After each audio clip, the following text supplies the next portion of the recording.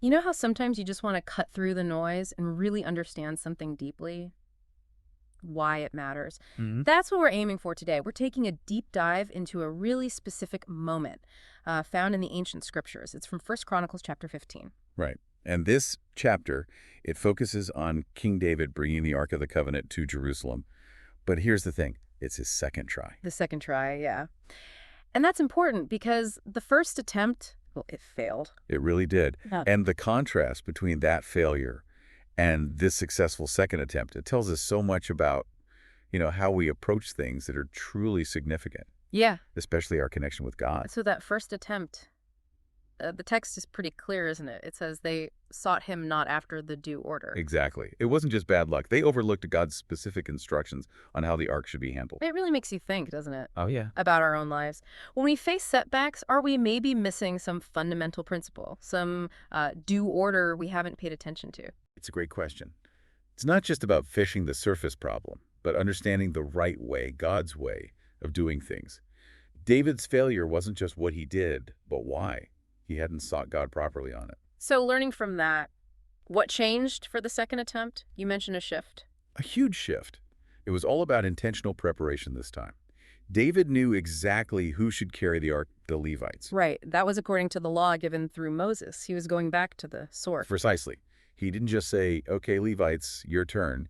He called specific leaders, Uriel, Isaiah, Joel, Shemaiah, Eliel, Aminadab. Ah, really specific. And the priests too, Zadok and Abiathar. He gathered the key people. And what was the instruction? Just carry it. No, much more than that. He told them, sanctify yourselves, both ye and your brethren. Sanctify. Set yourselves apart. Exactly. Set apart for a holy purpose. It was this deliberate act of preparing themselves spiritually and mentally for this sacred task. That's a world away from just casually trying again. Completely. It really contrasts with how we sometimes approach important things, doesn't it? Even spiritual practices. Do we just jump in or do we, prepare our hearts? That hits home. Okay, so they're prepared, they're sanctified. Then what? The procession itself. Yes. David gathered a huge assembly in Jerusalem. This wasn't a small, quiet thing. And again, total organization.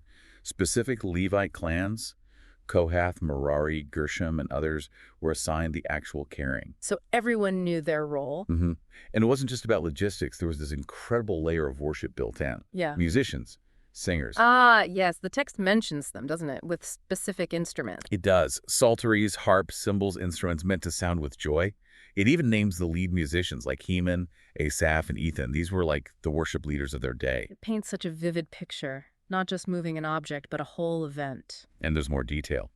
Gatekeepers are mentioned: Berechiah, Elkanah, Obed-Edom, Jehiah, priests blowing trumpets. It shows this incredible reverence. Every detail mattered because they wanted to honor God properly this time. Reverence, but also joy. Absolutely. The text emphasizes the joy. Shouting, the sound of the cornet, trumpets, cymbals, all those stringed instruments. It was a celebration. David himself was involved. Oh, completely. David and the elders were right there participating with joy. And there's this interesting detail. The Levites offered sacrifices when they felt God helping them carry the ark. It shows this moment-by-moment reliance on God. And the clothing, fine linen, I think. Yes. David, the Levites, the singers, all in fine linen. And David wore a linen ephod, which is often associated with priestly duties or special religious occasions. So it shows that you can have structure, order, reverence, and also passionate, joyful expression. They aren't opposites. Exactly. It's a powerful combination. Not everyone saw it that way, did they? There's that part with Michal. Ah, yes. Michal, David's wife. She sees him leaping and dancing, basically celebrating with all his might, and the text says she despised him in her heart. Oof. Why? Did she think it was undignified for a king? That's usually the interpretation. She saw his uninhibited joy, maybe saw it as lowering himself, and she couldn't appreciate the heart behind it. That feels relevant. You know, sometimes when people express their faith genuinely, passionately, others might misunderstand or judge it. It happens all the time. Yeah. It forces you to ask, whose opinion matters more, the observers or God's? Michal was focused on outward appearances, maybe propriety. David was focused on God. It highlights that disconnect between judging the outside versus knowing the heart's devotion. Right. Are we more concerned with how our faith looks to others or with the actual relationship itself? David clearly prioritized the relationship. Okay, so pulling all this together, how does this ancient story actually help strengthen our faith right here, right now? Well, first, Just like David, we can actually learn from our mistakes, our failures. Huh. When we mess up, especially spiritually, we can ask, did I really seek God's way here? Am I willing to go back and do it right? That's huge. Learning and adjusting, not just giving up. Mm. And then there's the intentionality. David's preparation for the second attempt is a big lesson. We can be intentional about preparing our hearts for worship, for prayer, for reading scripture, not just fitting it in, but making space mentally and spiritually. Giving it the focus it deserves. And the joy aspect. Yes. Don't forget the joy. Faith doesn't have to be gloomy or just intellectual.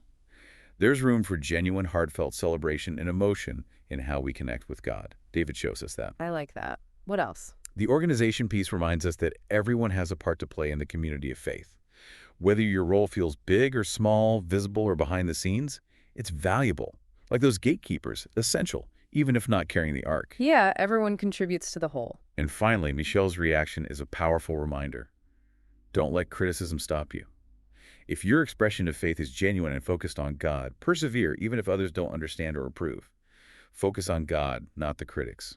So it's about reverence, being intentional, expressing joy, working together, and staying focused on God despite potential judgment. That really sums it up. Approaching God with that kind of reverence, that intentionality, that joyful obedience, that's what leads to a deeper, stronger faith. It's aligning ourselves' heart and actions with Him. So here's something for you to think about after listening. Looking at your own life, your own faith journey, is there an area that could use a bit more of that David-like intentionality? Maybe more reverence, or perhaps more joy? How could embracing those things deepen your connection with God today? Something to really mull over.